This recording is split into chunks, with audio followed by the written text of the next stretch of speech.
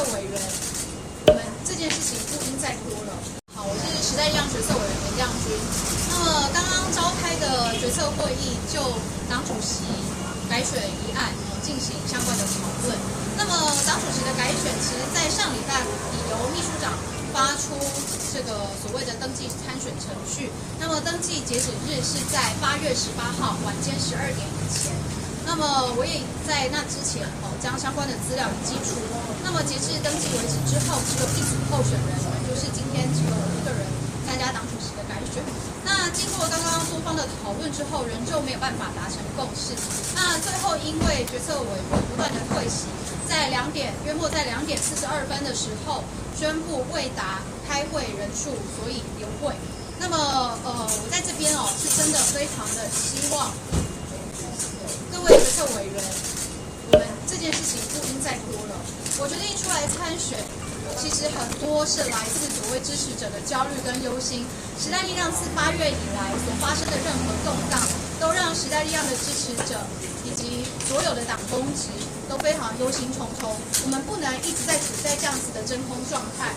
那么就党内的改革，我想在我的政见以及在我这几天的发文里面也都讲得非常的清楚。大家各自的谈话以及心声都应该要在决策会上，或者以各种的形式，在内部进行充分的讨论跟沟通。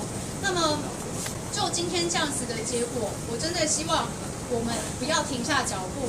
时代力量需要一个继续往前的力量，才能够继续面临2020的这个大选，团结努力。那我希望所有的决策委员也都来自时代力量的党员直选，我们有义务也有责任扛起时代力量这块招牌，以及大家对我们的期待，继续跟时代力量一起前进，推动时代力量的往前，以及跟所有的支持者一起面对2020的总统大选。当时好像有超过最后期限的就是应该下礼拜2。因为刚刚因为这个流会的关系，所以因为流会是没有办法做出任何决议的，所以就这个部分，接下来到底怎么重启，我想要看决策委员接下来有没有进一步的讨论。那志明哥，你可以再帮我们讲一下，说今天决策委员委员会主要是讨论什么样的？今天原本预定是要进行党主席的补选，那在投票的时候，就是只有一位林亮君委员表达意愿要参选党主席。那在投票的结果呢，就是没有达到门槛，然后有部分委员认为说应该要继续慰留邱显智主席，所以在投票的时候投下不同意表决。那在后来就是因为没有达到门槛，所以今天没有办法顺利选出继任的主席。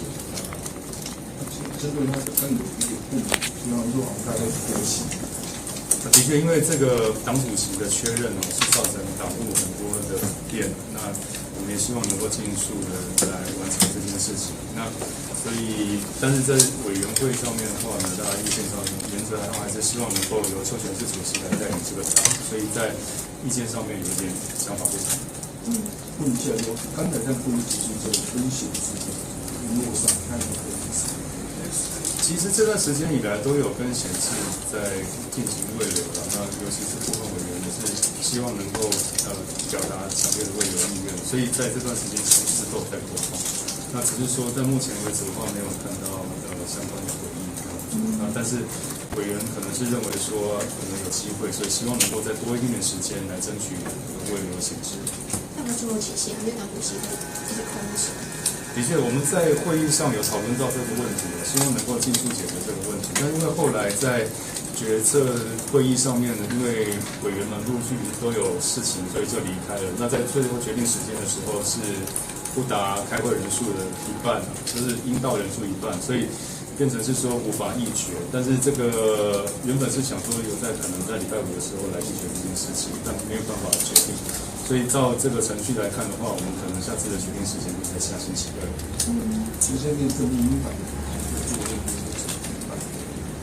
对，因为现在确认党主席所以说我们没有一个大家长可以来进行这个会谈的代表性的人物，那我们也希望能够尽速的解决这件事情，然后让会谈继续进行。